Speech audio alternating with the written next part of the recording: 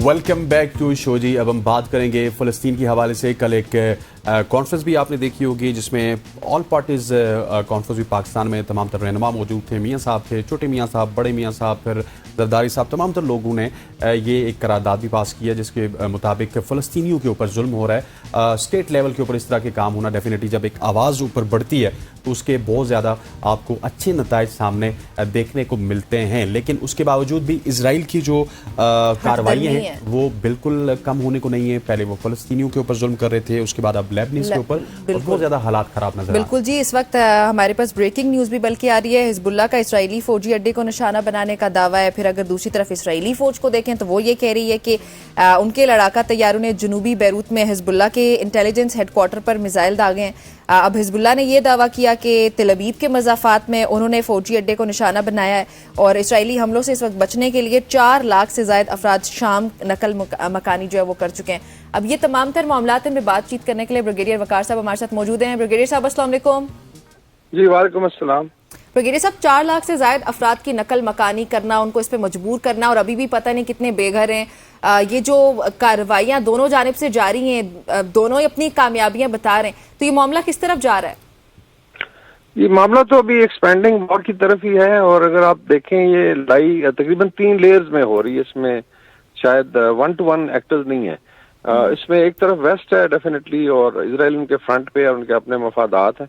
और थोड़ा ये भी हाईलाइट होना चाहिए कि तारीखी तौर पे इजराइल की एक दाहिवा पॉलिसी है, ये 1948 की है और इसका मतलब है मोइंग द ग्रास, कि जैसे घास को काट दिया जाता है तो बिन गोरिया ने दी थी कि फलस्तीनी आपसे ज्यादा हैं, जैसे जैसे की नस्ल तैयार हो तो आपने, और आप देखेंगे इसमें जेनोसाइड्स हैं, ये आप कह लें कि ये खास फ्रिक्वेंसी से जारी रही, लेकिन ये इस दफा जो हुआ ये बहुत ज्यादा है बिकॉज इसमें देखा जाए तो 3 हिरोशिमा एटम बॉम्ब्स के बराबर ऑर्डिनेंस जो अगर आप कैलकुलेट करें किलो टन में डिलीवर हो चुका है, तो इसका मतलब 3 जो एटम बॉम्ब मारे जा चुके हैं गाजा पे, सिर्फ लेबनान अलहदा है। तो इसका मतलब एक तो कंटिन्यूटी है।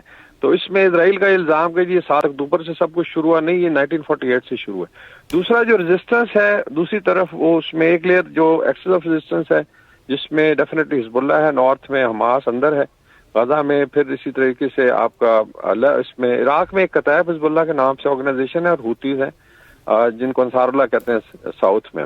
और फिर जो सेकंड लेयर उसमें ईरान खुद है, जिनको आपने देखा भी ईरान का डायरेक्ट एक्सचेंज हुआ इनके साथ, कल इन्होंने असैसिनेशंस की, फिर ईरान ने इनका बड़ा मुंह तोड़ जवाब दिया।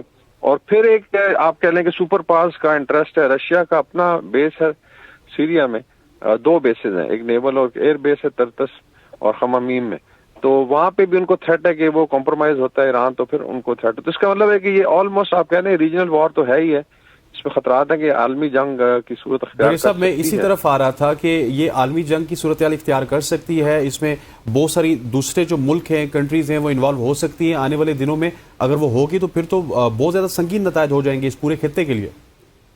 जी बिल्कुल, इसका लिंक ऊपर वाली लड़ाई से भी है। और अगर ग्रेटर गेम देखें तो उसमें जो चाइना का B&R प्रोजेक्ट था उसमें यूरोपियन रूट है जो रशिया, यूक्रेन और यूरोप जाता था, वो ब्लॉक हुआ है रशिया यूक्रेन वॉर की वजह से। मेरे ख्याल में डिलिबरेटली यूक्रेन वॉर इंसाइट की गई, वेस्ट ने ही की, नेटो ने। और वहां पे भी सख्त हालात हैं बिकॉज वहां पे भी लॉन्ग रेंज वेपन्स की बात हो रही है यूक्रेन को देने की, और रशिया ने रिस्पॉन्ड किया था जी कि एक तो यहाँ पे न्यूक्लियर वॉर भी हो सकती है और दूसरा ये है कि आपको जवाब दिया जाएगा वेस्टर्न फ्रंट पे। रशिया का अगर देखा जाए तो वो ईस्टर्न फ्रंट ऊपर वाला है और वेस्टर्न फ्रंट इसको बोलते हैं वो मिडिल ईस्ट को। तो यहाँ पे आपने देखा कि अभी हाइपरसोनिक मिसाइल्स भी आ गए हैं, कहाँ से आए हैं, किस तरीके से, ईरान की अपनी भी एक कैपेबिलिटी है और उसमें हूतियों के पास भी। तो ये आई थिंक वॉर जो है वो 2-3 आप कह लें लैडर में स्टेप ऊपर चली है, बड़ी खतरनाक सिचुएशन है। फिर इसमें अगर सप्लाईज जो है दुनिया की ऑयल एंड गैस की तकरीबन 30% स्ट्रेट ऑफ हॉर्मुज और इधर से गुजरती है रेड सी से या वेरा एमर से, तो ये अगर चोक होती हैं, जो ऑलरेडी अटैक्स हो भी रहे हैं शिपिंग पे, तो ये बहुत खतरनाक है। लेकिन इसमें आई थिंक जो जालिम का हाथ रोकने वाली चीज है उसके डेफिनेट इस्लाम में भी 3 तरीके हैं कि आप फिजिकली करें यानी लड़ें, उसमें मुतारब ग्रुप लड़ रहे हैं उनके साथ। फिर ये है कि आप कम से कम उस पर बात करें, ज़बान से रोके। तो कम से कम अभी जो कल ऑल पार्टीज कॉन्फ्रेंस हुई उसमें एक स्ट्रॉन्ग स्टेटमेंट आई थिंक दिया गया, क्योंकि 1 साल हो गया मुकम्मल, 7 अक्टूबर को पूरा 1 साल हो गया इस लड़ाई को। तो पाकिस्तान ने अपना ये डिप्लोमेटिक और आई थिंक आप कह लें जो मॉरल रोल है वो प्ले किया है, लेकिन डेफिनेटली जालिम को रोकना तो थोड़ा आगे बढ़ के ही करना पड़ेगा इसको। जी बिल्कुल, पाकिस्तान को आप ये समझते हैं कि थोड़ा मजीद आगे बढ़ना चाहिए? جی بالکل، اس میں ابھی آگے آئی تھنک جو عرب ممالک ہیں پہلے تو وہ کافی اس میں ویٹ کرتے رہے کہ شاید جنگ تھم جائے، لیکن ابھی ان کے اپنے جو انٹرسٹ ہیں وہ تھریٹ ہو چکے ہیں. بیکاز خدا نہ خاصا بھی اسرائیل کہہ رہا ہے جی میں ان کی آئل فیلڈز پہ اسٹرائک کروں گا، اور ایران نے پھر شاید ہنٹ کیا کہ پھر آپ کے جو انٹرسٹ ہیں آئل فیلڈز کی سپلائی لائن ان کو میں ہٹ کروں گا. تو یہ چیزیں بہت آگے جا سکتی ہیں. ابھی تھوڑی سی ریئلائزیشن ہے. کچھ سوشل میڈیا پہ خبریں ہیں کہ شاید ایران نے نیوکلیئر ٹیسٹ کیا، میں اس کو کنفرم نہیں کر سکتا، لیکن کچھ شواہد مل رہے ہیں کہ شاید ایک کولڈ ٹیسٹ یا کوائٹ ٹیسٹ انہوں نے کر لیا پرسوں.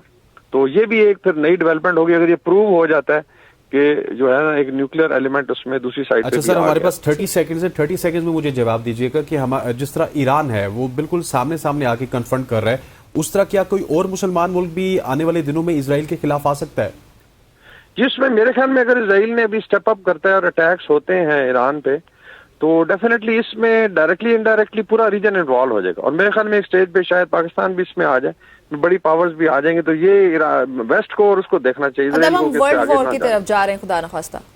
جی بالکل، اگر یہ چیزیں باہر نکلتی ہیں ہاتھ سے. تھینک یو سو مچ مجاہد اصغر صاحب، آپ کا قیمتی وقت ہم نے لیا. تھینک یو سو مچ. جی ناظرین، آپ نے سنی اور ہماری آج کی صبح کی سوچ، ہمارا پروگرام بھی آپ نے دیکھا. آپ سے کل ملاقات ہوتی ہے. آپ سب نے تب تک اپنا بہت خیال رکھنا ہے. اجازت دیجیے، اللہ حافظ.